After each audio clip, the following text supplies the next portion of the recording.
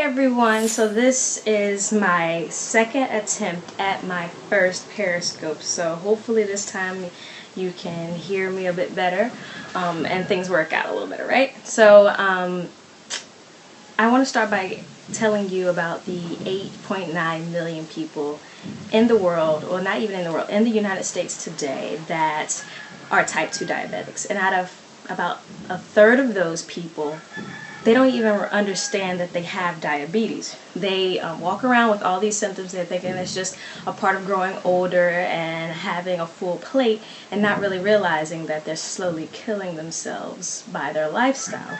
So my name is Jasmine Cabrera, and I am the nutrition trainer. Hey, Jen.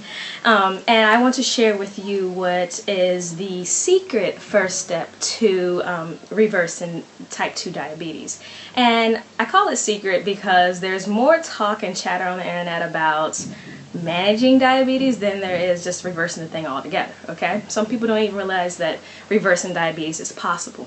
So to cut to the chase, you must understand that food is your secret weapon, or probably your culprit when it comes to reversing type 2 diabetes. The two things that food affects are your blood glucose levels and your insulin levels, right? That's pretty common knowledge for you. So when I'm talking about, to clarify, when I'm talking about food, I'm not talking about is that an egg or is that, you know, a piece of chicken, is that red wine. I want you to understand what category of food your meals are falling under. So is your food a carbohydrate, or is your food a protein, or is your food a fat?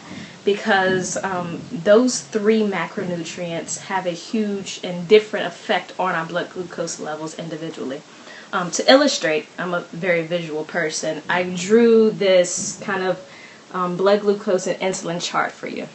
And if you look at this first line here, this purple line that goes straight up like this, that is the effect that carbohydrates have on your body when you eat them. Okay, I mean that's the effect of carbohydrates to your blood glucose and insulin levels.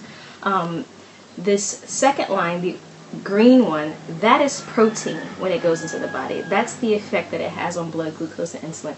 Dramatically different from carbohydrates. It does not spike your blood glucose and insulin levels like carbohydrates do. And crazy, but look at this last one, the blue one.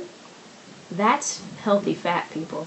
That right there is telling you that when it comes to eating, healthy fat is really the types of food that you should have more of in abundance. I mean, I know you've heard the low carbohydrate, high fat kind of way of eating for a diabetic, and this here proves it. Look at how your body look at how carbohydrates affect your blood glucose, and then look at how fat does it.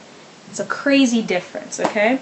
And I think this is super interesting because the ADA, the American Diabetics Association, they have this thing of recommending your grams of different things to eat. And for the carbohydrate recommendation for a diabetic, they recommend anywhere from 40 to 60 grams of carbs per meal per day, plus more at snacks.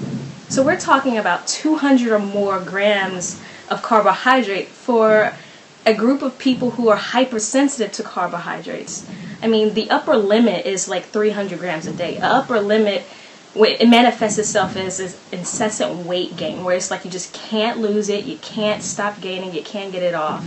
And yet we have this government organization recommending people to eat more of it. Is it any wonder why we have this epidemic and it just keeps growing and growing? It's a pandemic now. It's a national pandemic, right?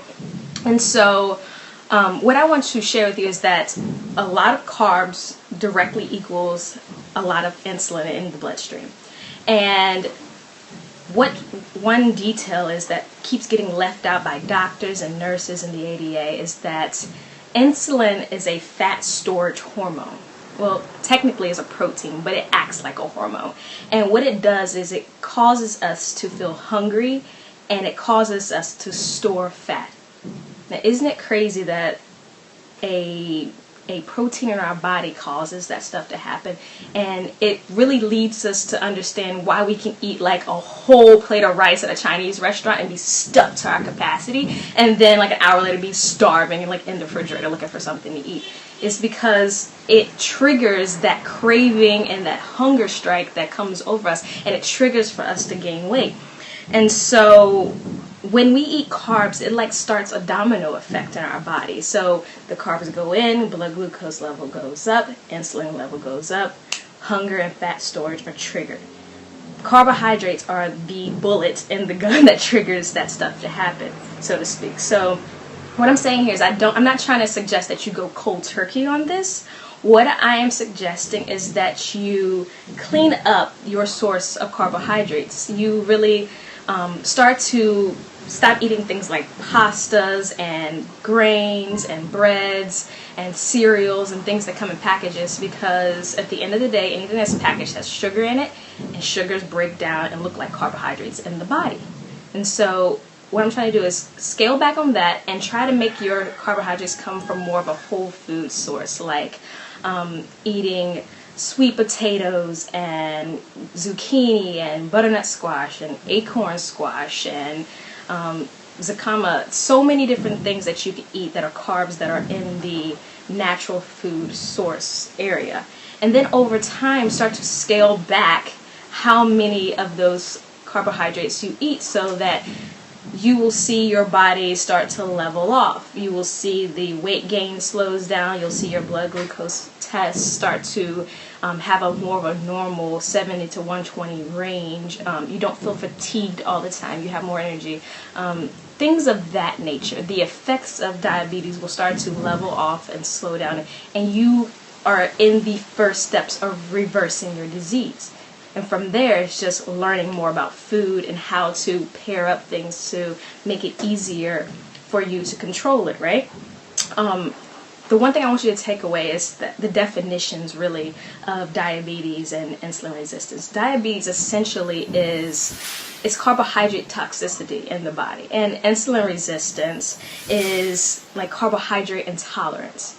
So with those two new tools in your pocket, you can start to make better choices about, okay, what if I'm diabetic, what is going to affect me? Or I'm a pre-diabetic, how could I slow this process down? Okay? So to recap, number one, the secret to reversing, first step of the secret to reversing your diabetes is understanding your food and how your body uses it and views it. And number two, cleaning up your carbohydrate source so that it's more of a clean food source, and over time reducing the number of carbs that you eat.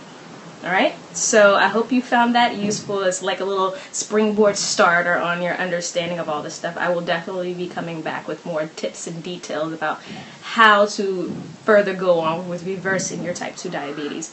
If you want to leave a comment or have a question, leave it at my Twitter handle, ChiselPT, or feel free to come on over to my website at www.chiseltraining.com. I have a lot of goodies over there that you can sink your teeth and eyes into. And yeah, so I will see you on the next one, all right?